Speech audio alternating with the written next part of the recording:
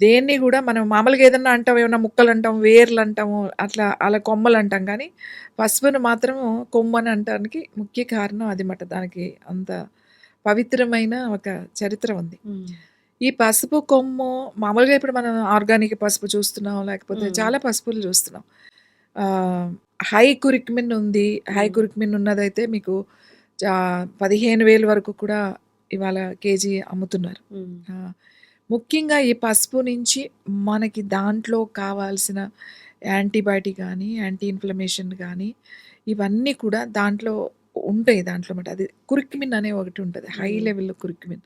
ఆ కురిక్మిన్‌ని మళ్ళీ సెపరేట్ చేసి, మళ్ళీ దానికి మనకి మెడిసిన్ రూపంలో ఇవాళ క్యాన్సర్‌కి గానీ, అలా చాలా అనారోగ్య సమస్యలకి మనకి మెడిసిన్ ఇస్తున్నారు.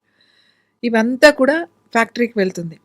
ఇప్పుడు మన ఇండియాలో మనకి అత్యంత అంటే మెడిసినల్ వాల్యూస్ ఉన్న పసుపు చూస్తే మనకి హ్మ్. నార్త్ ఈస్ట్ ఎక్కువగా ఉంది. అంటే హై మెడిసినల్ వాల్యూస్ హ్మ్. ఉన్న పసుపు ఇండియాలో. అంటే ఏంటి అంటే కొండల మీద పెరిగే పసుపు. హ్మ్. దానికి అంతటకి అదే మొలిసి పెరుగుతా ఉంటాయి. హ్మ్. ఎప్పటినుంచో అయి ఉండుంటాయి. అవి తీస్తా ఉంటే మళ్ళీ వస్తా ఉంటాయి. ఇప్పుడు అడవిలో గనుక మనం ఆముదాలు గూడా ఎట్లా తెస్తామో, హ్మ్. ఆముదాలు గూడా అంతే వర్షం పడినప్పుడు అలా రాలినవి ఉన్నాయి పెరుగుతా ఉంటాయి. అవి మనం సెలెక్ట్ చేసి తెస్తాం.